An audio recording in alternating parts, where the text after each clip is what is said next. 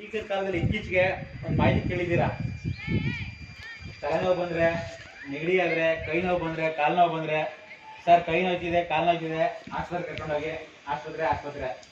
English medicine ಎಷ್ಟು ಪರಿಣಾಮಕಾರಿಯಾಗಿ ನಮ್ಮ ದೇಹವನ್ನು ಆವರಿಸ್ತಿದೆ ಅಂದರೆ, ಇಂಗ್ಲೀಷ್ ಮೆಡಿಸಿನ್ ಇಲ್ಲ ಅಂದರೆ ನಮ್ಮ ಲೈಫೇ ಇಲ್ಲ ಅನ್ನೋ ಲೆವೆಲ್ಗೆ ನಾವೆಲ್ಲ ಬೆಳ್ಕೊಂಡಿದ್ದೀವಿ. ಆದರೆ ನಿಮಗೂ ಗೊತ್ತಿಲ್ಲ, ನಮ್ಗೆ ಗೊತ್ತಿದ್ರೂ ಕೂಡ ಬಳಸ್ತಾ ಇಲ್ಲ. ಏನಂದರೆ ಮನೆ ಮದ್ದು. ಮೊದಲೆಲ್ಲ ಒಂದು ಗಾದೆ ಇತ್ತು, ಹಿತ್ತಲ ಗಿಡ ಮದ್ದಲ್ಲ ಅಂತ.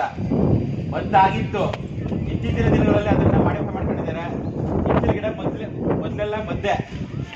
ನಿಮಗೆಲ್ಲ ಮನೆ ಹಿಂಭಾಗದಲ್ಲಿ ಹಿತ್ತಲುಗಳಿತ್ತು, ನೋಡಿದ್ದೀರಾ? ಹಳ್ಳಿಗಳಲ್ಲಿ ಏನು ಬೆಳೀತಾ ಇದ್ರು? ಅಲ್ಲಿ ಏನು ಶೋ ಗಿಡಗಳು ಬೆಳೀತಾ ಇದ್ರಾ? ಮನೆ ಮದ್ದನ್ನು ತಯಾರಿಸುವಂತಹ ಔಷಧೀಯ ಗುಣಗಳನ್ನ ಬೆಳೆಸ್ತಾ ಇದ್ರು ಗಿಡಗಳನ್ನ. ಕರಿಬೇವು ಸೊಪ್ಪು ಇರ್ಬೋದು, ಕಡ್ಡು ಇರ್ಬೋದು, ಈ ನುಗ್ಗೆ ಸೊಪ್ಪು, ಬಾಳೆ ಗಿಡ ಇಂಥವೆಲ್ಲ ಬೆಳೆಸ್ತಾ ಇದ್ರು. ಮುಖ್ಯವಾಗಿ ಗರಿಕೆ ಗಿಡ, ಗರಿಕೆ ನೋಡಿದ್ದೀರಾ ನೀವು? ಅದನ್ನು ಯಾಕೆ ಬೆಳೆಸ್ತೀರಾ? ನೀವೆಲ್ಲ ಕಿತ್ತಾಗೋಕೆ ಹೋಗ್ತೀರಾ? ಹೂ ಅಂದ್ರೆ ಸಾಕು, ಎಲ್ಲನೂ ಒಂದು ಸ್ವಲ್ಪ ನೋಡ್ರು ಅಂದ್ರೆ ಸಾಕು ಎಲ್ಲನೂ ಕಿತ್ತಾಕ್ಬಿಡ್ತೀರಾ. ಅದು ನಾವು ಅಲ್ಲೇ ಸಿಂಪಲ್ ಆಗಿ ಎಷ್ಟು ಸರಿ ಏನು ಹೇಳಿದ್ರು, ಮಾರ್ಗದರ್ಶನ ಹೇಳಿದ್ರು, ನೆನಪು ಶಕ್ತಿಗಾಗಿರ್ಬೋದು, ತಲೆನೋವು ಆಗಿರ್ಬೋದು, ನರೆ ಕೂದಲು, ಹೆಣ್ಮಕ್ಳು ಸಮಸ್ಯೆಗಳು, ಹುಡುಗರು ಕಾಲೇಜ್ ಸಮಸ್ಯೆ, ಹೊಟ್ಟೆ ನೋವಿನ ಸಮಸ್ಯೆ, ಕಣ್ಣು ಮೆಡ್ರಸಾಯಿ. ಈ ಕಾಲದ ಮೊದಲೇ ನೋಡ್ಬೋದು, ಮೆಡ್ರಸಾಯಿ ಕಣ್ಣು ಫೇಸ್ ಐಸ್ ಟು ಐಸ್ ನೋಡಬಾರ್ದು ಅಂತ ಹೇಳ್ತಿದ್ರು, ಅಂದರೆ ಮೆಡ್ರಸಾಯಿ ಆಗಿಬಿಡುತ್ತೆ ಅಂತ. ಅದಕ್ಕೆ ಕಾಯಿಲೆಗೆ ಕಾರಣಗಳೇನು, ಅದನ್ನು ಇಂಗ್ಲೀಷ್ ಮೆಡಿಸಿನ್ ಬದಲಾಗಿ ಔಷಧೀಯವಾಗಿ ನಾವು ಯಾವ ರೀತಿ ಬಳಸ್ಕೊಳ್ಬೋದು ಅಂತ ಸಾಕಷ್ಟು ಮಾಹಿತಿಯನ್ನು ಕೊಟ್ಟಿದ್ದಾರೆ. ಒಂದಷ್ಟು ವಿದ್ಯಾರ್ಥಿ ಮಿತ್ರರು ಇದ್ದಾರೆ, ನನಗೆ ಈ ಸಮಸ್ಯೆ ಇದೆ, ನನ್ನ ಪರಿಹಾರ ಹೇಳಿ ಅಂತ ನೀವೇ ಬಾಯ್ಬಿಟ್ಟು ಕೇಳಿದ್ದೀರಾ. ಅಂದರೆ ಆ ಸಮಸ್ಯೆಗೆ ಇಂಗ್ಲೀಷ್ ಮೆಡಿಸಿನ್ ಒಂದೇ ಪರಿಹಾರ ಅಲ್ಲ, ಅದಕ್ಕೆ ನಮ್ಮ ಸುತ್ತಮುತ್ತ ಇರುವಂಥ ಪರಿಸರದಲ್ಲೇ ಪರಿಹಾರಗಳಿದ್ದಾವೆ. ಅದನ್ನು ಕಂಡ್ಕೊಳ್ಳೋದ್ರಲ್ಲಿ ನಾವು ಸೋಲ್ತಾ ಇದ್ದೀವಿ. ನಮ್ಮ ಮಕ್ಕಳಿಗೆ ಹೇಳ್ತಾ ಇದ್ದೆ, ಪರಿಹಾರ ಇಲ್ಲದ ಸಮಸ್ಯೆಗಳು ಅಂದರೆ ಕೀಲದ ಬೇಗಳನ್ನು ಯಾರು ತಯಾರಿಸುವುದಿಲ್ಲ, ಪರಿಹಾರ ಇಲ್ಲದ ಸಮಸ್ಯೆಗಳು ಇರುವುದೇ ಇಲ್ಲ. ಪರಿಹಾರ ಎಂಬ ಕೀಲಿಕೆಯನ್ನು ನಾವು ಕಳ್ಕೊಳ್ಬಾರ್ದು. ಆ ಸಮಸ್ಯೆಗೆ ಪರಿಹಾರ ಅಂತೀರಾ, ಅಂದರೆ ನಿಮ್ಗೆ ಗೊತ್ತು ಆ ಗಿಡ ಇಲ್ಲಿದೆ ಅಂತ, ಬಟ್ ಬಳಸ್ಕೊಳ್ಳೋದು ನಿಮ್ಗೆ ಗೊತ್ತಿಲ್ಲ. ಇದರ ಸದುಪಯೋಗವನ್ನು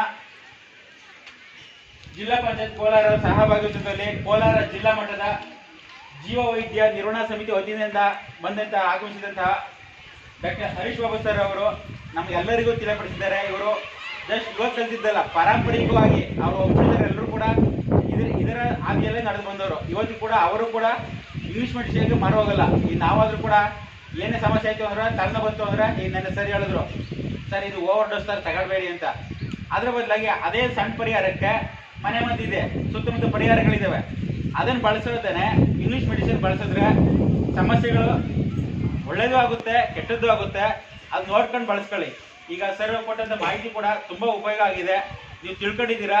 ಹಿರಿಯರ ಸಮ್ಮುಖದಲ್ಲಿ ಅದನ್ನು ಬಳಸ್ಕೊಳ್ಬೇಕಾಗಿ ವಿನಂತಿ.